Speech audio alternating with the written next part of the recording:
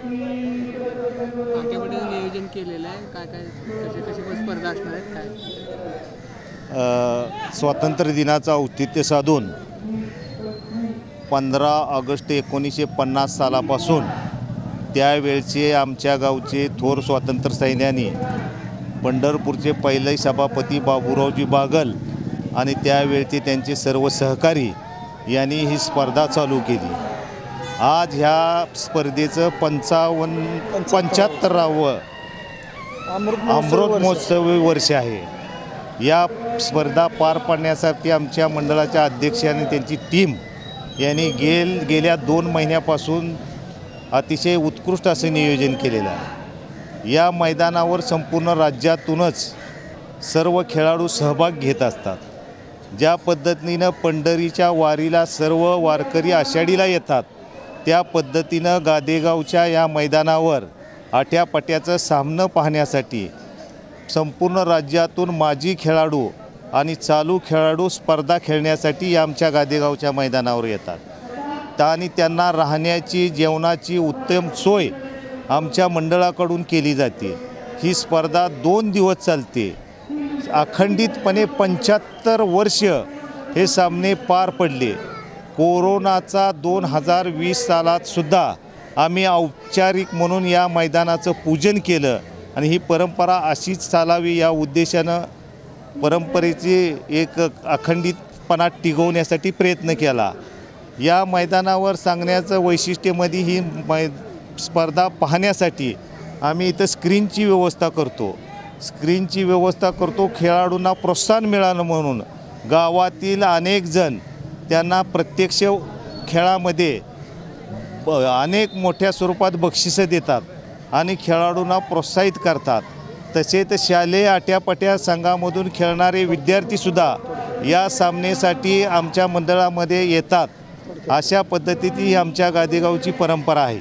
सगळ्यात म्हणजे या ठिकाणचं महत्त्वाचं या ठिकाणी खेळाडू येण्याचं कारण सगळ्यात महत्त्वाचं म्हणजे इथला निर्णय आणि नियम।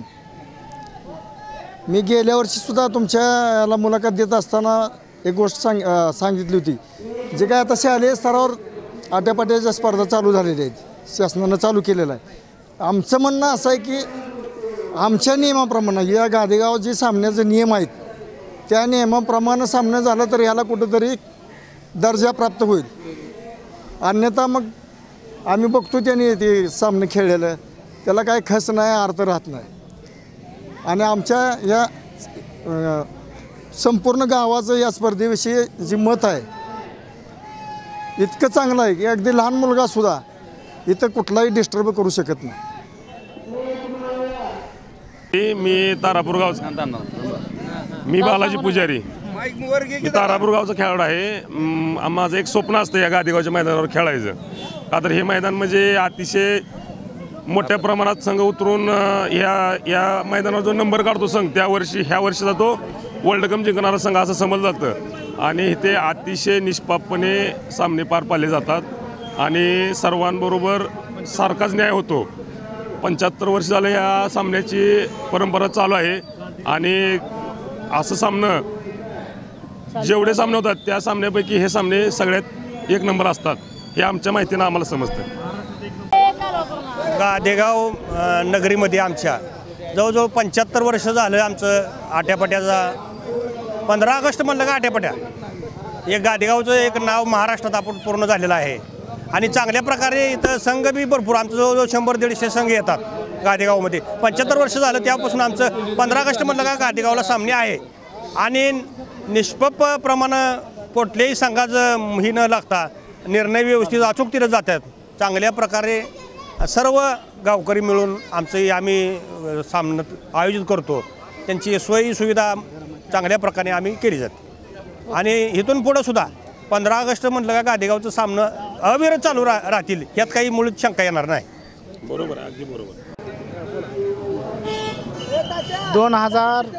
1950 सालापासून आट्यापाट्या देश स्वतंत्र झाल्यापासून आमच्या येथे आट्यापाट्याचं कधीच खंड पडलेलं नाही। कोरोनाच्या काळातसुद्धा आट्यापाट्या स्पर्धा आम्ही अखंड चालू ठेवल्या आहेत। वर्ष 75 वर्ष झालं आम्ही कधीही खंड पडू दिला नाही इथं माडाल करमाळा सांगोला माळशिरस